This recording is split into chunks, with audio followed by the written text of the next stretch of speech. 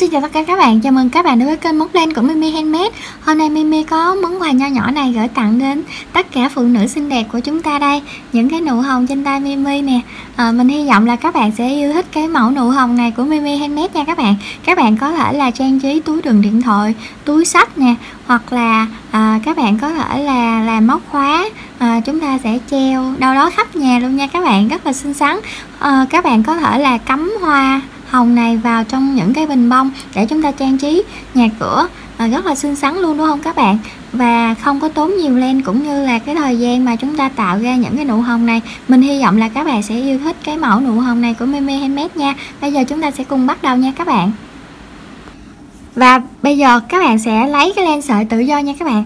Tốn rất là ít len thôi, cho nên là chúng ta còn một ít len thừa hay gì đó, các bạn có thể là móc cái nụ hồng này nha các bạn. Và cái kim móc mình móc ở cái size nhỏ này nè là kim móc 2 đầu số 34, và mình sử dụng đầu số 4 để mình móc. Ở đây là mình móc miêu cô tông nè các bạn. Các bạn có thể là sử dụng len sợi tùy thích và kim móc tùy thích luôn nha các bạn. Nếu mà các bạn muốn cái size to hơn cái nụ hồng này thì các bạn sẽ móc cái kim 3.0mm hoặc 3.5 hoặc là 4.0 hoặc là 4.5mm để cho nó to hơn nha các bạn. Rồi nếu mà các bạn muốn treo vào cái túi đựng điện thoại hoặc là túi xách á, thì các bạn sẽ làm cái dây móc xích nó dài hơn để các bạn cột vào. Còn nếu mà các bạn muốn cắm vào bình hoa thì các bạn sẽ mua cái nhánh phụ liệu á các bạn, cái nhánh mà người ta chuyên cắm hoa để mà các bạn sẽ cắm cái nụ hồng này vô nha. Rồi chúng ta sẽ trang trí cái bình hoa rất là xinh xắn luôn đúng không các bạn. Ở đây là mình sẽ móc nhiều màu á các bạn. Ở đây mình móc 3 màu này trước, rồi chừng nào có thời gian cái mình sẽ móc thêm những cái màu khác. Rồi bây giờ các bạn sẽ lấy cái len sợi của các bạn nha, và kim móc theo cái size của các bạn mong muốn nha các bạn. Và các bạn sẽ tạo cho mình một cái nút thắt trước. Từ đây các bạn sẽ móc cho mình 20 mũi móc xích nha các bạn. 2 3 4 5 6 7 8 9 10 11 12 13 14 15 16 17 18 19 20. Tiếp theo các bạn sẽ móc lên 3 mũi móc xích nữa, 3 nè. Rồi bây giờ các bạn sẽ đâm kim vào cái chân móc thứ 20 các bạn. Quấn len một vòng lên kim, đâm kim vào chân móc thứ 20, các bạn kéo len qua và thực hiện cho mình một mũi móc kép. Chân móc kế tiếp á các bạn sẽ móc vào đây 2 mũi móc kép cùng một chân.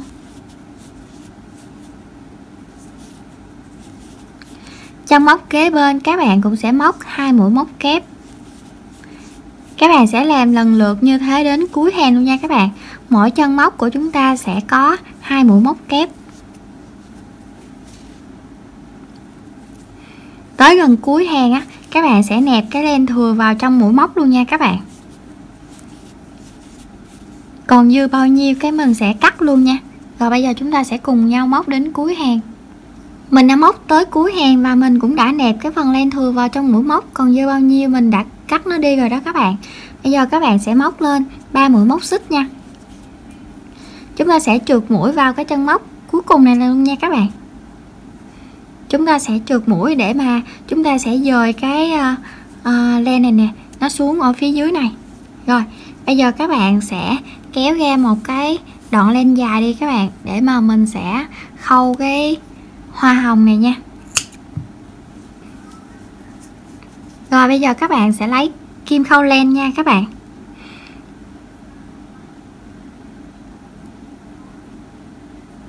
Chúng ta sẽ xỏ len qua.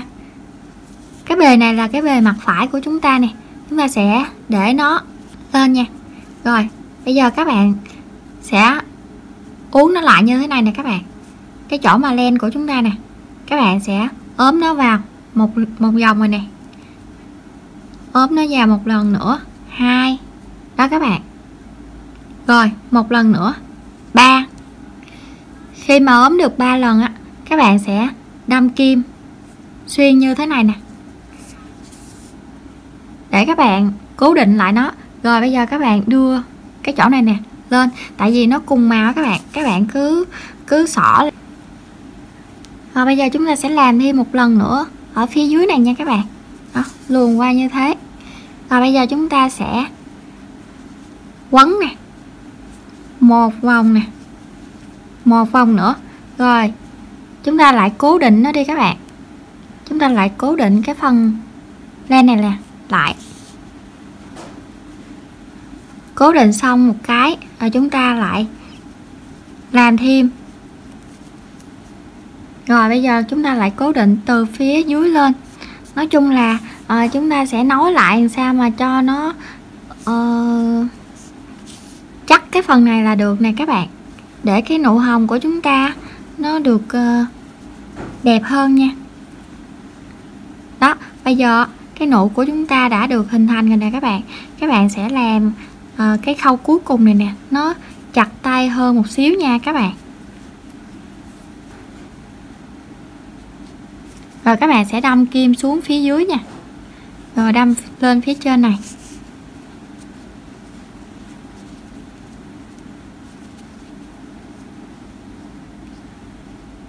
Nối hai cái cọng này lại nè các bạn.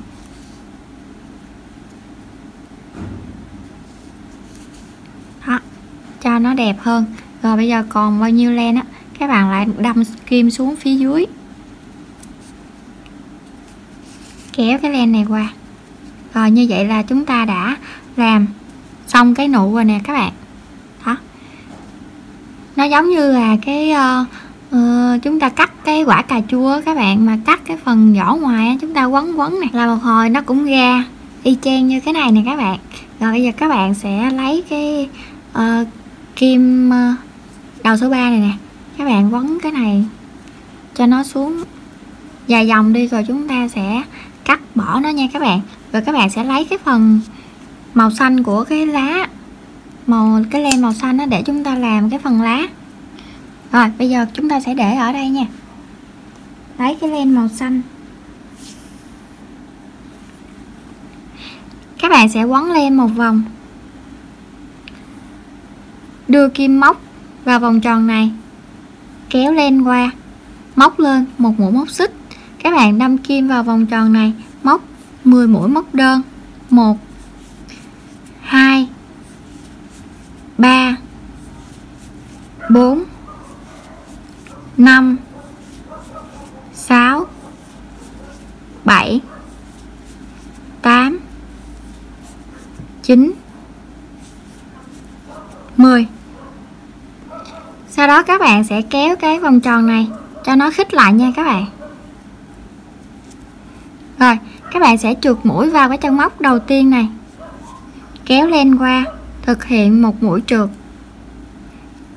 kéo thêm một lần nữa cho nó chặt lại. Các bạn sẽ móc lên 4 mũi móc xích, đâm kim vào cái chân móc thứ hai này nè các bạn. 1 2, đâm kim vào chân móc thứ hai này, các bạn móc một mũi móc đơn, chân móc kế tiếp một mũi móc đơn, chân móc cuối cùng một mũi móc đơn. Như vậy là lên 4 móc xích chúng ta móc được 3 mũi móc đơn, đúng không các bạn? Chúng ta sẽ trượt mũi vào cái chân móc kế bên này nè các bạn, trượt mũi vào chân móc kế bên này. Chúng ta đã xong được một cái cuốn lá đầu tiên của cái nụ hồng này nè các bạn. Trượt mũi nè. Rồi bây giờ chúng ta sẽ móc vào cái chân móc kế tiếp nữa các bạn. Chúng ta lại trượt mũi vào chân móc kế tiếp để chúng ta móc thêm một cái cuốn lá nữa nha các bạn. Y hệt như vậy, móc lên 4 mũi móc xích. Chúng ta đâm kim vào cái chân móc thứ hai này nè, móc một đơn, tiếp tục một đơn vào chân móc kế tiếp, sau đó lại một đơn vào cái chân móc cuối cùng này. Chúng ta lại trượt mũi vào cái chân móc kế tiếp, trượt thêm một mũi nữa để gây thêm một cái cuốn lá nữa, lại móc lên 4 mũi móc xích và thực hiện 3 mũi móc đơn.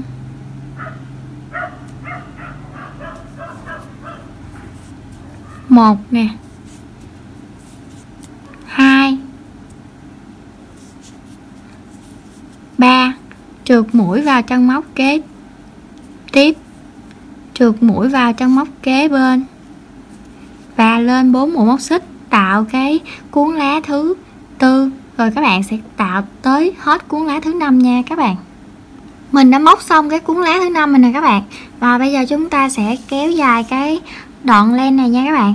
Nếu mà các bạn muốn móc một cái dãy móc xích dài thì các bạn sẽ cắt cái đoạn len này nó dài thì là dài nha, để các bạn nối vào trong túi xách hoặc là máng vào trong đâu đó. Còn nếu mà các bạn muốn nó như thế này thôi nè thì cắt nó vừa phải cũng được nha các bạn.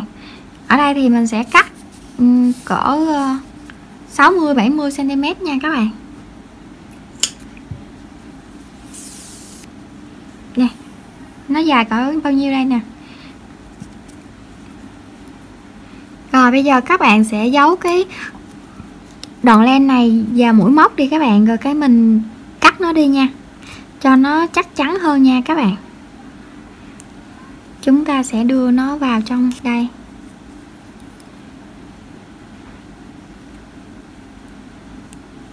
Đưa nó xuống dưới này. Rồi xong rồi, mình cắt nó đi các bạn ơi. Một lát nữa mình cũng khâu bít nó lại à. Và chúng ta sẽ rút cái này. Hồi nãy là chúng ta không có lên một mũi móc xích đó nha. Rồi để cái bề này ở mặt dưới. Chúng ta sẽ lấy cái bề trái á, chúng ta sẽ để cái nụ hồng này lên này.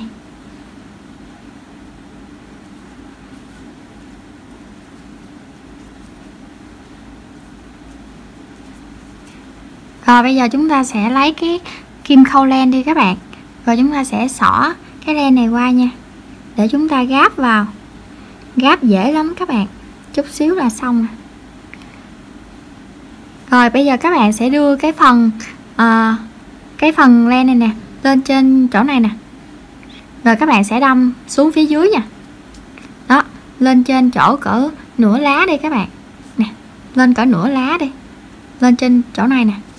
Xong rồi các bạn sẽ đâm kim xuyên qua cái lá này nè, từ dưới lên cái lá này nha các bạn. Đó, đâm xuyên qua như thế. Rồi như vậy là chúng ta đã gáp lại được rồi đó các bạn. Rồi bây giờ các bạn sẽ đưa cái kim móc này nè qua cái chân móc bên đây, rồi chúng ta lại đâm kim xuống cái phần màu vàng á, cho nó đi lên trên chỗ này luôn nè. Mình dời nó ở đầu đi. Đó, như vậy nha. Rồi các bạn kéo cái len qua. Rồi tiếp tục các bạn lại đâm kim xích lên xíu, các bạn sẽ đâm kim xuống cái phần màu vàng á các bạn. Các bạn đâm xuyên qua bên chỗ này. Rồi bây giờ các bạn lại đâm kim tiếp tục nữa.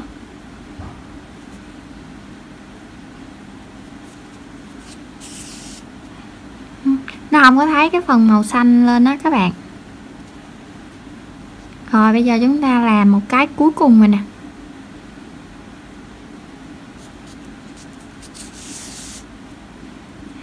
Đó, như vậy là chúng ta đã có được những cái cuốn lá và cái nụ hồng nè các bạn.